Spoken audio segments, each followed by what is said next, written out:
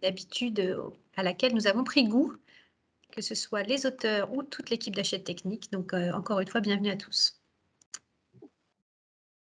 Alors, il est 17h32, donc on va pouvoir démarrer. On va lancer l'enregistrement de cette visio.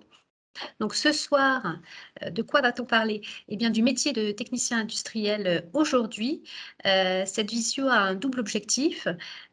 Tout d'abord, de parler avec vous des compétences attendues du technicien industriel aujourd'hui. Et puis, de vous présenter le nouveau guide de référence à paraître aux éditions Hachette Technique qui s'appelle le guide du technicien industriel. Alors, à mes côtés ce soir, deux auteurs Hachette Technique, Fabien Bigot et Jérôme Eulard.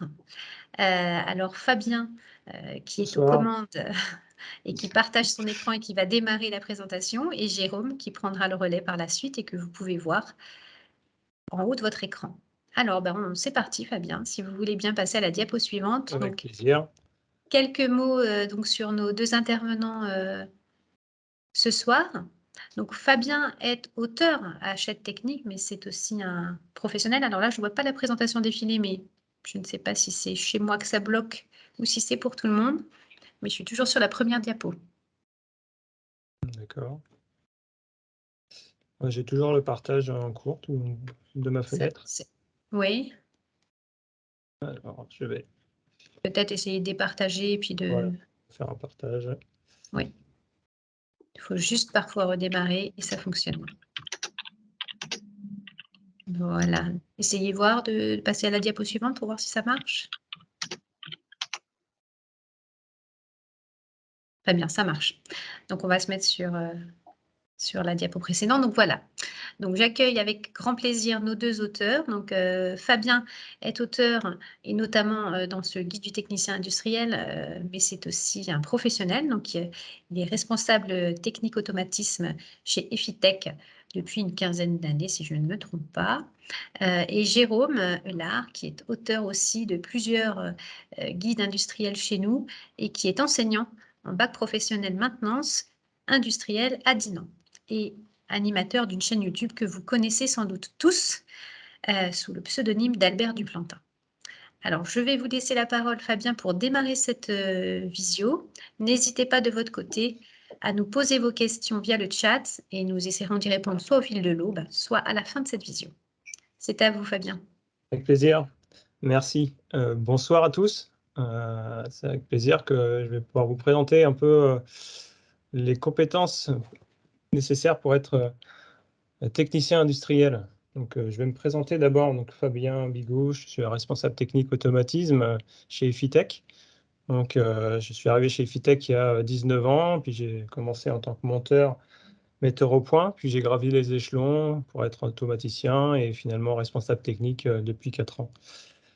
Mon cursus scolaire, c'était assez simple, hein. J'ai fait un bac STI, génie mécanique, option productique. Et puis, ça a été suivi par un BTS mécanique et automatisme industriel. Donc, voilà, je pense que comme beaucoup de gens, dans mon cas, au cours de ces études, on avait tous eu le plaisir d'avoir le guide du dessinateur industriel à côté de nous au cours de nos études. Et puis là, je suis assez content d'avoir participé à l'élaboration du guide du technicien industriel, puisque c'est un peu plus pour moi que le guide du dessinateur, parce qu'il apporte vraiment une vue globale sur les compétences du technicien industriel. Donc, technicien industriel, c'est assez large, hein. Ça peut regrouper énormément de métiers dans l'industrie. Donc, je vais essayer plutôt de balayer les compétences requises pour tous les métiers. Et puis, c'est sûr qu'il y a forcément un dessinateur va avoir besoin de beaucoup plus de compétences en mécanique, un automaticien forcément en automatisme. Mais voilà, ce sont surtout des compétences générales. On va commencer par les soft skills, puisque c'est des choses qui sont pas forcément amenées par la formation du cursus scolaire. Mais voilà, donc il faut savoir déjà bien communiquer, hein. On communique entre collègues. On est rarement tout seul à travailler. Et la communication, quelque chose de primordial pour évoluer dans son métier de technicien industriel.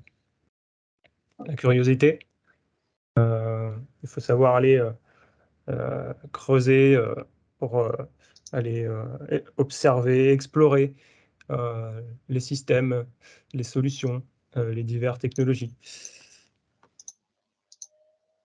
La persévérance, c'est quelque chose qu'il faut avoir parce que quand on est technicien industriel, on est souvent face à des problématiques, que ce soit d'ordre logiciel, d'ordre mécanique. Pour un technicien de maintenance, par exemple, il va avoir un problème pour dépanner une machine.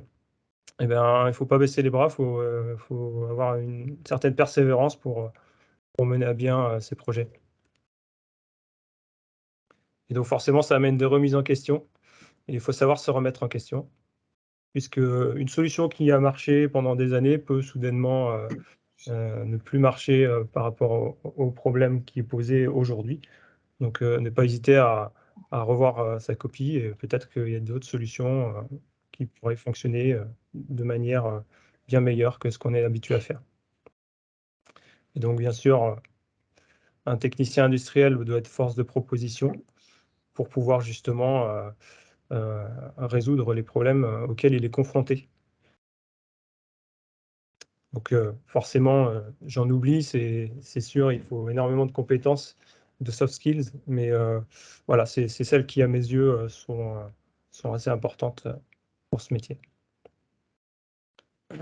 Donc après, on va demander aux techniciens industriels de savoir analyser et étudier les systèmes. Ça passe par une analyse des systèmes et des sous-systèmes. Donc, quelle est leur fonction, à quoi ils servent, comment on peut les utiliser. Donc on va être aidé avec toutes sortes d'outils. On va falloir qu'on fasse une étude et une compréhension du fonctionnement. Donc là, on voit un exemple avec énormément de vocabulaire technique, on en reparlera plus tard, mais il faut avoir une bonne notion dans plusieurs domaines pour étudier et comprendre le fonctionnement d'un système.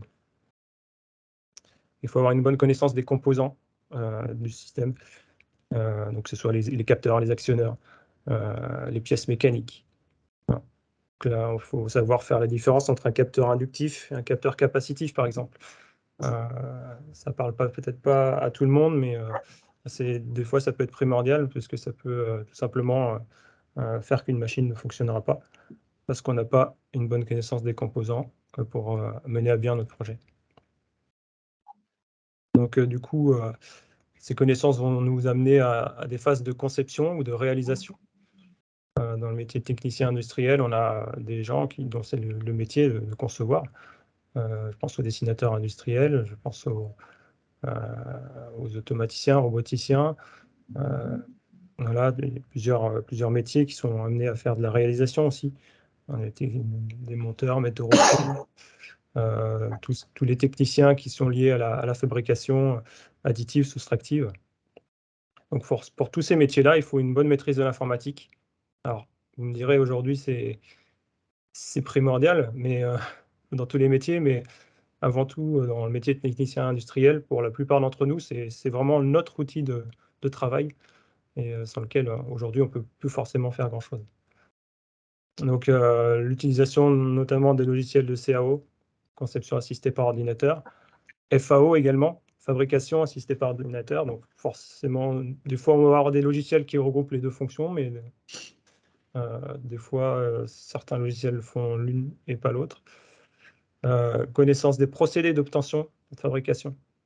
On en parlait tout à l'heure, la fabrication soustractive, donc tout ce qui est fraisage, tournage, soudure, ça va être plus de la fabrication additive, comme l'impression 3D aujourd'hui, qui prend une part de plus en plus importante dans les procédés d'obtention. Et bien sûr, forcément, ça va avec, et il faut une bonne connaissance des matériaux. Voilà. Donc tout ce qui est matériaux aujourd'hui, on a énormément de matériaux composites, mais également les matériaux comme le métal, les différents métaux pour différentes fonctions. Alors, évidemment, une fois qu'on fait de la conception, il faut savoir échanger, comme on disait tout à l'heure, communiquer avec les autres techniciens. Ça va nous amener à avoir un domaine de compétences dans la communication technique, tout simplement savoir lire et établir des plans, des documents techniques. Hein, donc, savoir déchiffrer un plan mécanique, un schéma électrique. Connaissance des codes et des symboles, puisque sur ces schémas et plans mécaniques, il y a des symboles, des codes. Tout ça, c'est normalisé. On voit un exemple, par exemple, juste en dessous de symboles pneumatiques qui sont normalisés. Et c'est des choses à connaître pour savoir être à l'aise pour lire et surtout établir des documents. Et donc, ça va avec un vocabulaire technique. Voilà. J'avais un exemple d'un stagiaire qui était chez nous, chez Fitech, qui me disait bon le truc s'est mis en place et du coup le machin peut se mettre en fonction. Voilà. Ça veut rien dire. On pourra pas travailler avec des gens qui n'ont pas de vocabulaire technique. Vous voyez là sur la simple petite illustration en bas à droite, on a tout un tas de termes qui sont primordiaux puisque si on parle à un usineur si on dit à un usineur qu'on veut faire un lamage alors qu'en fait on veut faire un chanfrein, eh ben, on va pas avoir la pièce qu'on désire à la fin. Donc il faut certaines compétences aussi en matière de sécurité environnement. C'est de plus en plus le cas aujourd'hui. C'est pas forcément des notions sur lesquelles on était sensibilisé énormément quand on était étudiant il y a une vingtaine d'années, comme c'était mon cas.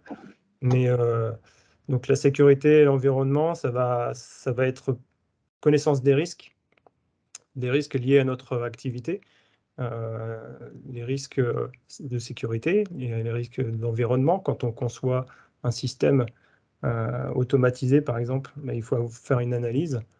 Donc on se base sur des normes, on se base parfois sur des guides ergonomiques. Certains clients des Fitech ont leur propre guide en termes d'ergonomie pour apprendre, par exemple, à un dessinateur à quelle hauteur il doit placer sa machine pour que la personne qui va travailler dessus n'ait pas de problème de troubles musculo-squelettiques, par exemple. Donc tout ça, c'est des connaissances qu'il faut avoir, des notions pour pouvoir travailler en sécurité. Et donc, il faut aussi avoir une connaissance de tout ce qui est normes ISO. Ça, voilà, les numéros de normes sont nombreux, les normes sont nombreuses, mais il faut savoir qu'elles existent et certaines en particulier pour pouvoir concevoir et évoluer dans un environnement sans risque, dans l'environnement industriel. Donc, ça passe par une évaluation des risques. Donc, évaluation, donc, ça veut dire est-ce que ce que je vais concevoir va être dangereux pour la personne qui l'utilise, pour moi-même, et si oui, qu'est-ce que je mets en place pour que ce ne soit pour annuler le danger? Est-ce que ça va produire des déchets polluants? Si oui, qu'est-ce qu'on met en place pour que ces déchets polluants aient un impact limité sur l'environnement? Donc du coup, quand on se pose la question sur qu'est-ce que je fais pour limiter les risques, eh bien, on met en œuvre des moyens de prévention. Donc, ça passe par des pictogrammes sur certains sites dangereux pour simplement informer les personnes ou alors mettre des moyens de protection comme des barrières immatérielles, des boutons d'arrêt d'urgence. Tous ces moyens de prévention font partie de la mise en œuvre de la sécurité et de la préservation de l'environnement. Voilà, on parle de stockage, de tri, collecte des déchets, tout ça, ce sont des moyens de mise en œuvre et de prévention. une connaissance également de l'entreprise et de son organisation surtout. Comme je disais tout à l'heure, on travaille rarement tout seul, on travaille dans une entreprise, à petite ou à grande échelle. Et donc, connaître son entreprise, c'est surtout travailler en équipe et, pouvoir savoir surtout ça paraît tout bête comme ça, mais les fonctions attribuées à chacun dans l'entreprise permettent d'aller beaucoup plus vite, d'être plus efficace. Et donc, ça passe par le dialogue, mais ça passe aussi par la connaissance des différents services de l'entreprise. Donc, du coup, il faut avoir aussi une sensibilisation à la gestion de projet en global, à savoir que les tâches qui nous sont attribuées sont à faire dans un délai imparti, et qu'il y a d'autres phases du projet qui peuvent être impactées ou qui peuvent nous impacter dans notre travail. Il faut en être conscient, parce que c'est un gage pour la réussite du projet entier. Savoir planifier, organiser, piloter, tout ça, ce sont des choses qui permettent de conduire un projet et de le mener à bien. Donc ça va aussi avec la démarche qualité, puisque c'est la finalité, finalement. Quand un projet se passe bien, le client est satisfait. Donc ça fait partie du but ultime d'une entreprise, d'être reconnue par ses clients pour la qualité de son travail. Donc ça passe par la mise en place de choses qu'on connaît un peu dans l'entreprise, dans le milieu industriel, des PDCA, c'est donc la partie, on va dire, qualité, qui permet c'est un outil qui permet de planifier les choses qu'on va faire. Pour les planifier, après on les développe, on effectue les actions. Après on les contrôle et puis si on voit c'était pas ce qu'on était censé faire, et bien on apporte des actions correctives, on ajuste pour arriver à ce qu'on avait planifié. Donc ça, c'est la démarche qualité qui fait qu'on est toujours plus performant.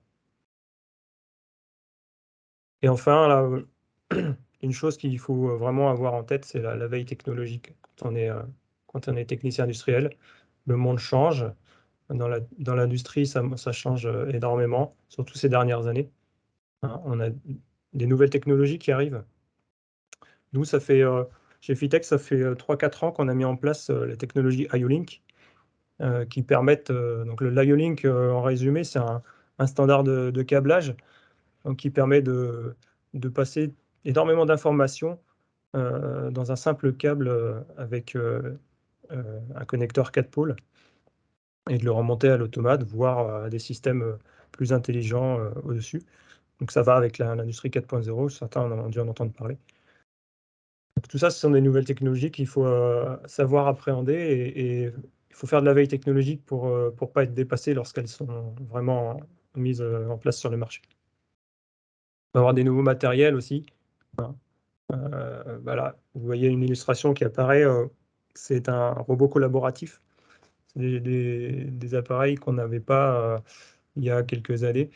Donc c'est arrivé et ça, c'est en train de se répandre dans l'industrie, puisque c'est des nouveaux outils très intéressants.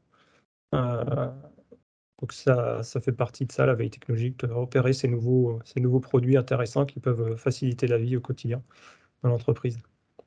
Et donc ça passe aussi par des nouvelles pratiques. Hein. Donc là, on voit une illustration, par exemple, de la maintenance connectée avec de la réalité augmentée. Ça permet d'arriver sur un système. On pointe la tablette, par exemple, sur une machine. On voit la machine dans la tablette, mais en plus, par-dessus, on a des petits icônes qui apparaissent pour indiquer, par exemple, à l'électricien à quel endroit dans l'armoire électrique il faut qu'il intervienne. Donc le petit pictogramme lui indique l'endroit, et puis en plus, s'il clique dessus, il peut accéder, pourquoi pas, à toute la documentation de l'appareil qui est défectueux, pour savoir comment le dépanner. Ce sont des nouvelles pratiques qui arrivent aussi dans l'industrie de plus en plus. Et puis, ça va avec tout ce qui est réalité augmentée, ça va aussi avec la réalité virtuelle. Donc beaucoup de beaucoup de conceptions aujourd'hui sont modélisées en 3D, mais on peut aussi, se plonger dans un environnement avec ces conceptions en 3D pour appréhender encore plus le rendu final et donc du coup améliorer sa conception, pour pouvoir prévoir, et pourquoi pas avec, des jumeaux numériques, hein. Il y a un chapitre là-dessus sur le guide, du technicien industriel, heu, qui explique, du coup comment on peut, prévoir le comportement d'une machine et du coup, avant qu'elle soit existante et bien pourquoi pas, heu apporter des améliorations, heu, avant de la construire. Des choses qu'on ne pouvait pas forcément voir avant puisqu'on le voyait qu'une fois que la machine était finalisée. Voilà, merci, j'ai fait le Merci tour. Fabien. Très bien, parfait au niveau du timing.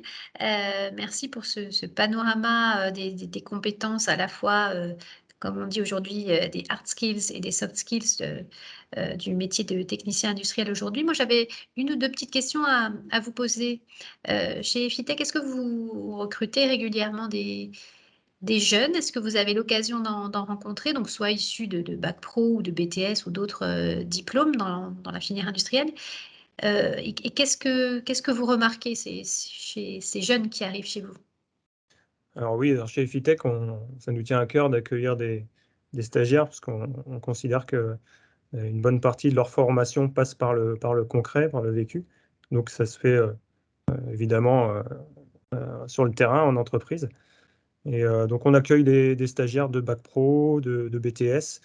Heu, voilà, c'est assez varié. Bon, c'est dans le domaine de l'industrie évidemment, mais et donc bah, souvent, ce sont des jeunes qui sont assez motivés. Bon après, c'est vrai qu'on a la chance chez Fitech d'avoir des technologies, de toucher à des technologies de pointe, de la robotique, du motion, voilà des matériels assez récents. Donc ça motive les élèves et après bon c'est vrai que ce qu'on peut, peut-être, ça va un peu avec ce que je disais tout à l'heure, la veille technologique. Ce qu'on peut remarquer, c'est qu'il y a un léger décalage peut-être entre les programmes, de l'éducation et la réalité, mais pour moi, c'est normal puisque, comme je vous disais, ça va assez vite, Mmh. l'évolution, surtout ces dernières années Oui, et pour et suivre, c'est un peu compliqué de suivre, des évolutions voilà. qui sont très, très, très rapides. Mais donc c'est pour ça que c'est important de leur faire des stages puisque, justement, ça leur permet de voir, pas forcément je dirais de rattraper le retard, mais de plutôt, se prendre le wagon en marche. Mmh. Très bien. Bah, écoutez, merci beaucoup pour cette, Je présentation, vous en prie. voilà, des attendus, en fait, du point de vue du professionnel, hein, des attendus au niveau des compétences des techniciens industriels que vous recrutez, aujourd'hui. Les illustrations que vous avez utilisées sont toutes des illustrations, issues du guide qu'on vous présentera en Oui, troisième tout à fait, partie oui. de visio et maintenant on va avoir le regard de l'enseignant. Hein, on va passer la parole à Jérôme qui va partager son écran et qui va nous en dire un petit peu plus sur ce que lui, il fait avec ses élèves pour les préparer justement à ce futur métier de technicien industriel et la façon dont il peut, lui, utiliser un support tel qu'un guide de référence. C'est Est-ce parti. que ça marche? Le C'est son est parfait, bon? Jérôme. C'est Oui, bon, parfait, L'image est bonne? très bien. parfait. Bon, bah, c'est super. Bah, bonjour à tous. Donc, moi, comme on vous l'a dit, je suis enseignant en bac pro en maintenance industrielle. Et j'ai eu la chance que les éditions Hachette me fassent confiance pour rédiger quelques fiches et participer à cette œuvre collective, puisqu'on est une vingtaine de rédacteurs et de relecteurs. La plupart, d'ailleurs, sont issus de l'éducation nationale, des professeurs, mais aussi des ingénieurs et des industriels, comme Fabien, qui fait un industriel. Et donc moi, je vais témoigner un peu de mon expérience en tant que rédacteur. Je trouvais ça très intéressant parce que bon, on a certes des connaissances, mais il faut d'abord les. Alors moi, j'ai écrit quelques fiches voilà, sur la gestion de projet, l'éco-conception, le développement durable, la création d'entreprises et puis quelques autres. Et à chaque fois, donc j'ai commencé par faire une recherche documentaire assez copieuse. Donc c'était un gros travail, ça, mais je pense que tous les auteurs que je représente aujourd'hui, j'espère dignement, On fait la même chose et ça a consisté donc à se documenter abondamment, puis surtout à téléphoner ou à rencontrer des professionnels du domaine. Par exemple, l'éco-conception, j'ai appelé le pôle éco-conception. C'est des gens qui sont des ingénieurs qui sont chargés de conseiller des entreprises pour qu'elles passent à l'éco-conception. Donc en gros, comment concevoir des produits pour que surtout leur cycle de vie, ils aient le moins d'impact possible sur la planète. Et donc ça fait l'objet d'une fiche. Et à chaque fois que j'avais des professionnels en ligne ou des spécialistes, je leur posais la question, qu'est-ce qui est le plus utile pour un technicien industriel dans votre partie? Et ça m'aidait à, disons, hiérarchiser les concepts et les idées que j'allais coucher ensuite sur le papier. Alors voilà ce que ça donne. Alors, par exemple, voilà, on va feuilleter quelques pages du guide et puis je vais vous montrer un peu comment ça marche.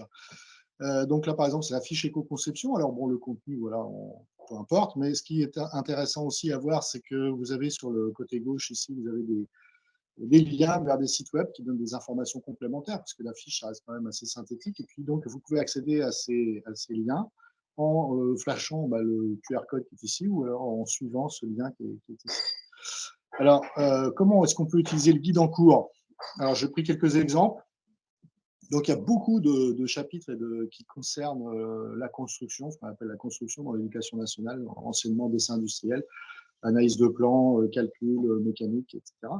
Donc là, par exemple, sur la page essai mécanique, que personnellement je ne traite pas, c'est mon collègue de construction qui le fait, eh bien, on voit qu'on peut avoir accès ici à une vidéo sur l'essai de traction. Alors, si on flash le code, eh bien, on va atterrir sur cette vidéo. Alors, je ne vais pas la montrer en entier, bien entendu, mais c'est pour vous dire. Voilà. Donc, dans beaucoup de chapitres, j'espère qu'on n'entend pas le son, parce que c'est terrible. Voilà, on voit bien les images, Jérôme. On voit bien les images, d'accord. Très bien, très bien. OK. Bon, alors, donc, il y a des vidéos. Et il y a aussi, alors ici, si on regarde, si on va à la fin de ce chapitre, on voit qu'il y a des exercices interactifs donc, qui ont été faits par des collègues, tout simplement, qui reprennent en fait toutes les notions et les formules qui sont dans le cours. Et donc là, le professeur, il va en faire son miel, puisque tout est fait déjà, tout est clé en main. Donc ça se présente un peu comme ça, c'est des QCM qui sont en ligne. Alors ici, vous voyez la limite élastique. Alors peut-être que certaines personnes sont familières avec ces concepts, l'essai Brinell, quelques calculs, etc. Donc il y a beaucoup de chapitres pour trouver un peu ce qu'il y avait dans le guide du dessinateur industriel, même si ce n'est pas la même chose. Ça va un peu plus loin que le guide du dessinateur industriel, parce qu'on va retrouver des choses beaucoup plus modernes, comme celle dont a parlé Fabien. Donc, vous voyez, les nouveaux protocoles de communication, la Link, de la robotique aussi, puisque Fabien s'est chargé aussi des pages sur la robotique, sur l'usine 4.0, ces choses-là. Et par contre, moi, je compte utiliser le guide aussi pour faire des travaux pratiques, parce que mes élèves, ils sont surtout à l'atelier. Donc, quelques idées que j'ai eues comme ça, que je vais certainement mettre en œuvre dès que le guide sera sorti.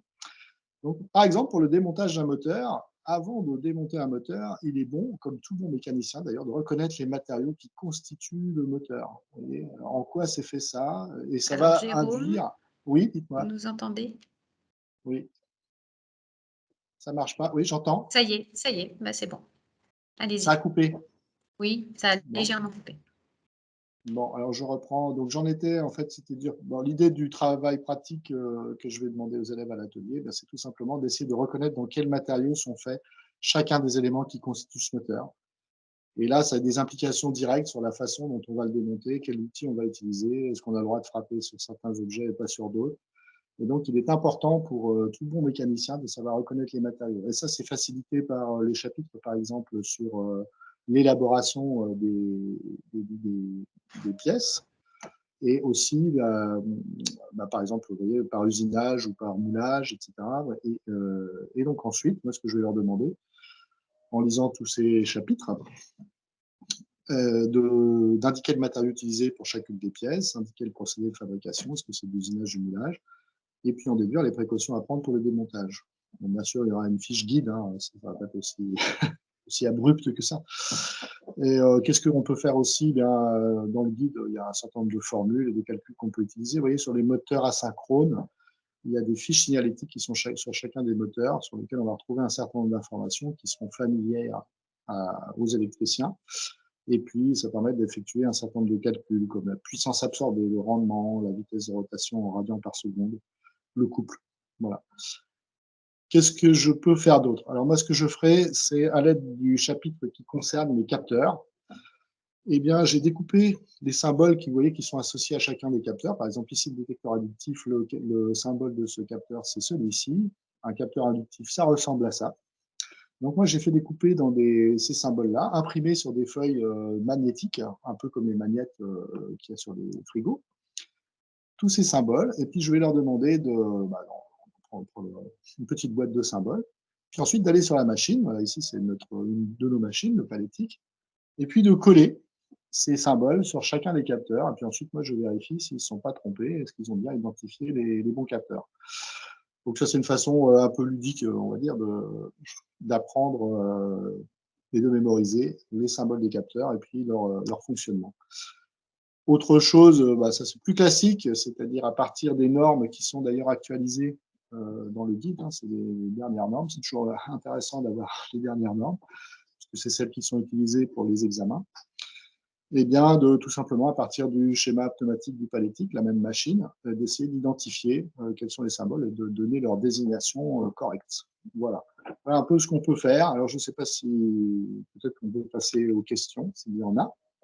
Oui, Jérôme, moi j'avais une question du coup, parce que donc là, c'était des exemples d'activités, hein, de TP qu'on peut demander aux élèves à partir du guide. Quel conseil vous leur donnez avant de partir en stage à vos élèves de Bac Pro? Avant qu'ils aillent se frotter au monde de l'industrie, aux professionnels tels que Fabien, quel conseil vous leur donnez? Alors moi, c'est des conseils plutôt liés aux soft skills dont parlait Fabien. D'accord. C'est-à-dire le savoir-vivre. Hein. Quand on arrive dans une entreprise, on respecte les horaires, on s'habille correctement, on essaie d'être curieux au maximum, d'engranger un maximum de choses et puis de faire son maximum en réalité. Hein, voilà. On n'est pas forcément toujours très doué, puis quand on débute dans la carrière, on ne sait pas tout. Donc il faut essayer de faire son maximum, de se comporter bien. Voilà, c'est surtout ça l'essentiel. C'est surtout des conseils de savoir-être, quoi. Voilà, parce que bon, pour le reste, nous, on fait de notre mieux aussi pour leur apprendre tous les concepts dont ils auront besoin quand ils iront en entreprise. Mais en entreprise, ils vont apprendre bien d'autres choses, hein, notamment comment ça fonctionne une entreprise, comment il faut se comporter, voilà, quels sont les enjeux de l'industrie, toutes ces choses qu'on ne peut pas transmettre quand on est à l'école, hein, bien entendu. Et quand Et ils donc, c'est surtout ouais. quand ils reviennent de stage, vous les retrouvez comment? Ah bah, en général, ils sont changés. D'abord, ça donne un sens à leur formation. Ils voient de quoi il s'agit, ils voient de quoi ils retournent, ils savent que d'abord, ça peut leur plaire, ou alors ça peut les dégoûter, mais c'est assez rare. En général, ils ont des bonnes expériences. Et on les retrouve regaillardis et remotivés, en général. Il peut y avoir des exceptions, mais la plupart du temps, ils sont très contents d'aller en entreprise. Et puis, et alors nous aussi, c'est un autre avantage des stages, c'est parce qu'on remet à jour nos connaissances. Grâce à Fabien, j'ai pu découvrir, par exemple, ce qu'était l'IO-Link, dont j'avais jamais entendu parler, parce qu'on n'avait pas de formation là-dessus. Et donc, il m'a expliqué fort gentiment comment ça fonctionnait. Et puis, donc, j'ai pu voir aussi comment ça fonctionne des robots. Enfin, voilà, de voir des choses qui sont à la pointe de la technologie. Et j'en profite à chaque fois que je vais voir des industriels pour leur demander qu'est-ce qu'il faut enseigner à nos élèves, de quoi avez-vous besoin, quoi. Et ça me permet aussi de hiérarchiser ce que je leur apprends, de privilégier certaines activités plutôt que d'autres. Voilà un petit peu. Je ne sais pas si j'ai répondu à la question. Oui, parfait, c'est parfait. Alors, avant de répondre aux questions des enseignants qui sont parmi nous ce soir et qui vont pouvoir s'exprimer via le chat, je vais vous dire quelques mots à tous de façon un petit peu plus globale sur ce guide du technicien industriel auquel ont contribué Fabien et Jérôme. Donc, c'est un guide qui existe à la fois en format papier et numérique. C'est une nouveauté complète qui s'adresse à vos élèves de Bac Pro, de Bac STI 2D, de BTS, mais également aux professionnels, au grand public. L'impression de ce guide est terminée, elle vient de s'achever et les spécimens vont être envoyés dans les établissements à partir de la semaine prochaine, enfin, on va dire de fin avril. Donc, Thomas va m'aider à faire cette présentation en défilant les slides. Merci Thomas. Donc, c'est un guide qui est généraliste. L'un d'entre vous ou l'une d'entre vous a posé une question sur le chat.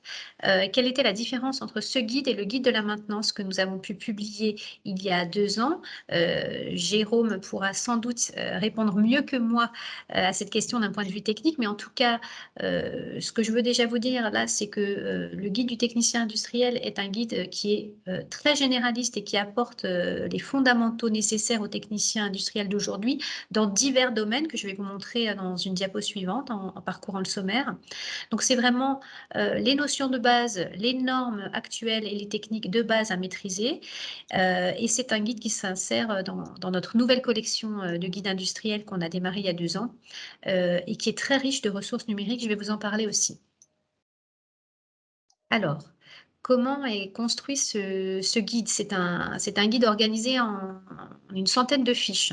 Donc, pour ceux qui connaissent le guide de la maintenance, la mise en page et la maquette graphique est la même. C'est une approche très synthétique avec des fiches qui sont très claires, très structurées, qui sont très illustrées, avec de nombreux schémas, beaucoup d'exemples. Un repérage assez facile pour la lecture pour vos élèves. Donc là, on vous montre quelques fiches, l'usine connectée. Sur la diapo suivante, voilà, la fabrication par déformation. Donc des fiches très épurées graphiquement. On va à l'essentiel. Chaque fiche se termine d'ailleurs par un bloc l'essentiel sur fond rouge, rose. Et chaque fiche est accompagnée d'un grand nombre de ressources numériques qui sont accessibles soit par un mini-lien, soit par un QR code et repérées dans la marge. Ces ressources numériques sont de différentes natures. Ça peut être des liens vers des sites web très intéressants, ça peut être des vidéos, ça peut être des exercices interactifs comme vous en a parlé Jérôme. Donc, ces ressources numériques sont accessibles par tous les utilisateurs du guide, que ce soit dans la version papier ou dans la version numérique. Bien sûr, si vous utilisez la version numérique, il suffit d'un clic sur le pictogramme violet pour accéder à la ressource. Si vous utilisez la version papier, vous flashez le QR code ou vous saisissez le mini-lien. Alors, on vous a montré ici le sommaire. Justement, ça répond à la question de qu'est-ce qu'il y a exactement dans ce guide par rapport, par exemple, au guide de la maintenance. On a tous les fondamentaux, mais dans de nombreux domaines, donc ils sont listés sur la droite du sommaire.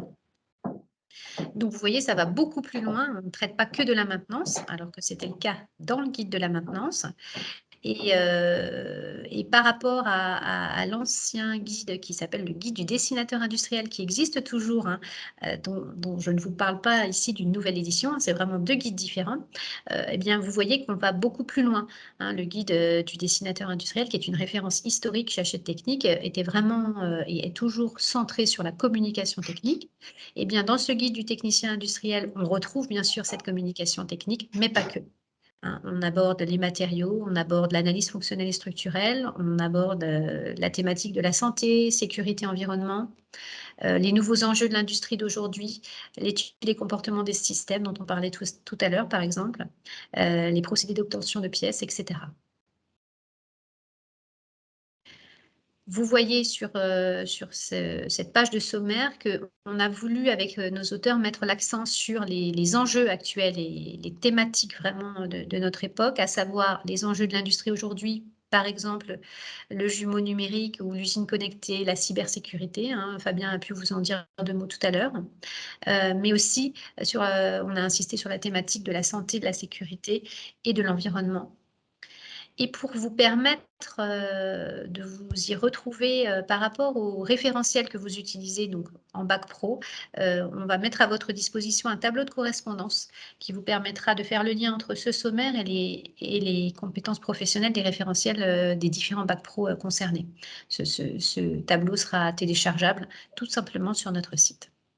Mais il n'y a pas que les Bac Pro, il y a les BTS aussi. Et il y a les BTS aussi, pardon. Bien sûr. Donc, c'est un gros travail là que Sylvie, notre éditrice, est en train de faire avec l'aide des auteurs et qui sera mis en ligne d'ici le mois de juin. Et puis, en plus de cette centaine de fiches, eh bien, il y a quand même quelques formulaires hein, que vous voyez sur cette diapo à l'écran. Il y a également un dictionnaire technique anglais-français et 2 rabats bien utiles que l'on va découvrir tout à l'heure. Ce n'était pas cette diapo-là, ça sera la suivante. Ici, on a voulu vous montrer que le guide qu'on vous propose est un guide parfaitement conforme aux normes AFNOR actuelles, normes qui sont citées à chaque fois dans chaque fiche et avec leurs références précises et que vous retrouvez dès que nécessaire. Et voilà donc les 2 rabats dont je vous parlais tout à l'heure, un sur la classification périodique et un autre très, très pédagogique pour des personnes non initiées telles que moi. Il est très clair et il permet de schématiser en fait les différents procédés de fabrication. Comme les 2 autres guides précédents, on a voulu dédier la première fiche au métier actuel, à l'orientation et vous donner à vous enseignants des éléments, des ressources pour parler métier avec vos élèves. Donc, on a un partenaire sur ces guides qui est l'UIMM, un gros partenaire institutionnel qui a mis à notre disposition des vidéos de professionnels, des fiches métiers pour permettre aux enseignants de parler métier avec leurs élèves et de leur faire découvrir surtout des métiers qu'ils ne connaissent pas forcément. Donc, dans cette fiche métier, on fait un point sur les métiers aujourd'hui, sur les formations qui permettent d'y accéder et on vous met un panel de ressources pour parler orientation avec vos élèves. On est vraiment ancré dans le monde professionnel, hein, parce qu'on utilise des normes actuelles et parce que nos auteurs ont vraiment, bien sûr, pris à cœur leur travail d'auteur, mais se sont assurés, comme Jérôme l'a expliqué, auprès de professionnels, de la véracité et de la concordance de ce qu'on présente avec ce qui se fait aujourd'hui dans l'industrie. Avec notre partenaire Je viens bosser chez vous, on a également tourné une vidéo chez Poquelin, parce qu'on avait envie de montrer un exemple d'un jeune qui a débuté chez Poquelin et qui a gravi les échelons et qui est aujourd'hui capitaine d'îlot, comme ils disent. Et cette vidéo permet aussi de montrer quelle peut être la progression et la réussite professionnelle d'un jeune issu de la voie professionnelle. Voilà, quelques mots sur le guide. Donc, un guide qui est vraiment enrichi numériquement. Il y a plus de 400 ressources qui sont listées dans le guide. Ces ressources sont effectivement de différentes natures. Des vidéos, des liens web, des documents pédagogiques, des exercices à télécharger et environ 300 exercices interactifs. Donc ça, c'est vraiment quelque chose une grande force de ce guide, c'est-à-dire que vous utilisiez la version papier ou numérique, vos élèves pourront s'entraîner sur des exercices interactifs tels que celui que vous a montré Jérôme précédemment. Voilà, j'ai été un petit peu rapide parce que je voulais dédier les 15 dernières minutes de cette visio à un temps d'échange avec nos auteurs. Donc, c'est à vous la parole, vous qui nous écoutez. Si vous avez des questions, si vous avez des commentaires, n'hésitez pas. Posez-les sur le chat. J'espère avoir répondu à la question concernant la différence entre la question de Christophe, concernant la différence entre le guide de la maintenance et le guide du technicien industriel. On peut rajouter, Jérôme, par exemple, oui, vous voulez dire 2 mots à ce sujet? on peut déjà, je peux en témoigner personnellement, puisque les fiches que j'ai réalisées pour le guide du technicien industriel n'existent pas dans le guide de la maintenance, notamment l'éco-conception, le développement durable. Il y avait la cybersécurité, mais par contre, il y a aussi la gestion de projet, la création d'entreprise, l'innovation industrielle. Qu'est-ce que j'en oublie? Enfin, il y a beaucoup de choses qui sont en plus. Oui. Et peut-être des choses en moins par rapport au guide de la maintenance. C'est un métier spécifique, la maintenance. Ça ne me vient pas à l'esprit comme ça tout de suite, mais en tout cas, déjà, voilà, ces choses-là, c'est... Oui, le plus simple, hein, je vous invite vraiment, Christophe, à feuilleter le guide du technicien industriel qui est en ligne. Thomas vous a mis le feuilletage dans le chat, le lien vers le feuilletage. Et vous verrez à quel point il couvre un nombre bien plus large de domaines que la maintenance. Cédric nous demandait pourquoi on trouve le logo UIMM sur le guide du technicien industriel. Tout simplement parce que nous avons signé un accord de partenariat avec l'UIMM qui soutient notre démarche de valorisation des filières industrielles dans l'enseignement et qui a mis à notre disposition un certain nombre de ressources numériques, comme je vous le disais tout à l'heure, au niveau de la fiche orientation et métiers. Et ces vidéos et ces fiches métiers nous ont permis d'illustrer chaque fiche du guide, voilà, pour que vous ayez et que vos élèves aient sous la main des exemples concrets. Voilà pourquoi le logo est présent sur la couverture. Les spécimens arrivent. Ils arrivent dans les lycées professionnels à partir de la semaine prochaine, donc ça dépend après des zones dans lesquelles vous vous trouvez. On envoie nos spécimens juste avant ou juste après les vacances scolaires de printemps. Mais en tout cas, ils arrivent. Ils sont en train d'être mis sous colis. Et en lycée technologique, ils arriveront début mai. En attendant, l'intégralité du guide est feuilletable sur notre site. Alors, y a-t-il des questions pour Fabien et pour Jérôme?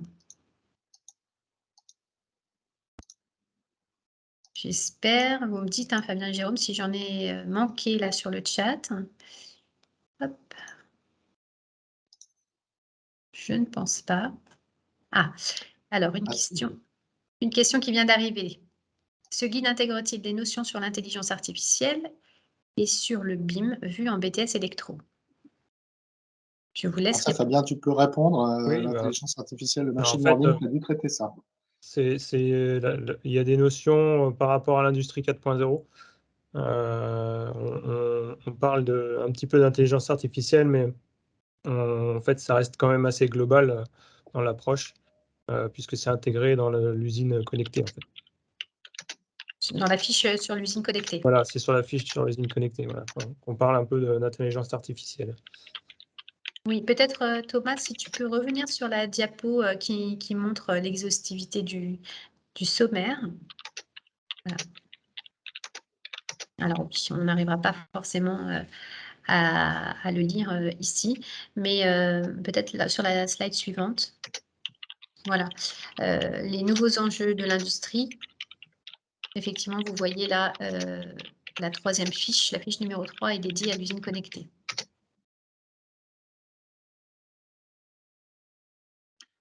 Alors, on a eu une question pour Jérôme au niveau du référentiel. Ouais.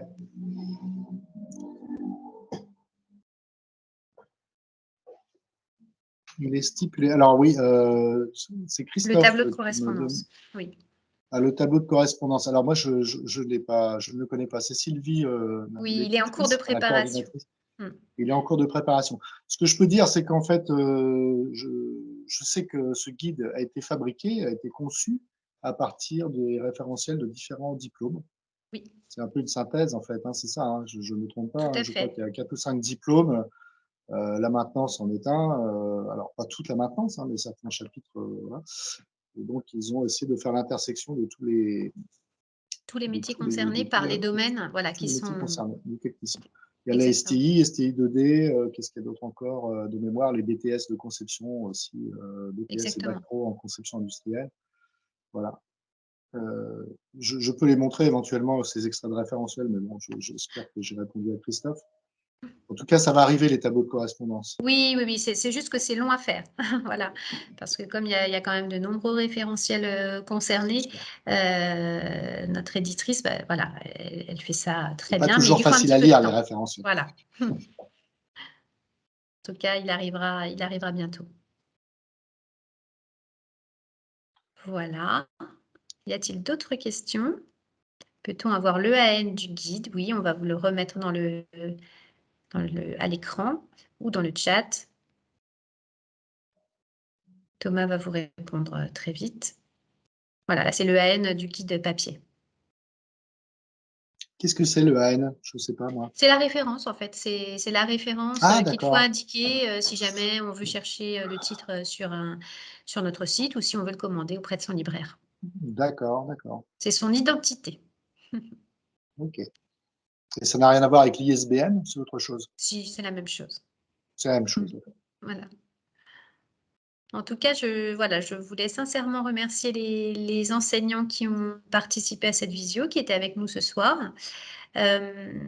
Si jamais des collègues à vous n'ont pas pu se connecter, qu'ils n'hésitent pas, hein, à regarder le replay de la visio sur notre chaîne YouTube. Si vous souhaitez plus d'informations sur nos guides industriels, n'hésitez pas à consulter notre site ou à faire appel à votre délégué pédagogique, qui est le représentant Hachette dans votre région et dont vous trouverez les coordonnées sur le site. Nous avions donc fait il y a quelques jours une visio sur l'éco-conception. Ce soir, la thématique, c'était le métier de technicien industriel. Et en juin, nous avons une dernière visio pour les enseignants en filière industrielle, cette fois-ci sur les métiers du bâtiment. Comment utiliser le BIM dans votre enseignement, parce que parallèlement à la publication du guide du technicien industriel, nous publions aussi une nouvelle édition du guide du constructeur en bâtiment. Voilà, donc rendez-vous le 1er juin pour celles et ceux que cette thématique intéresse. D'ici là, je vous souhaite une très bonne soirée. Je remercie vivement Jérôme et Fabien, les 2 auteurs courageux qui ont animé cette visio avec moi, mais plus globalement, bien sûr, tous les auteurs du guide du technicien industriel qui étaient peut-être parmi nous ce soir, mais qui en tout cas ont contribué à la réussite de ce projet. Et je vous dis à tous à très bientôt. Bonne soirée. À bientôt. Bonne Au soirée. Au revoir.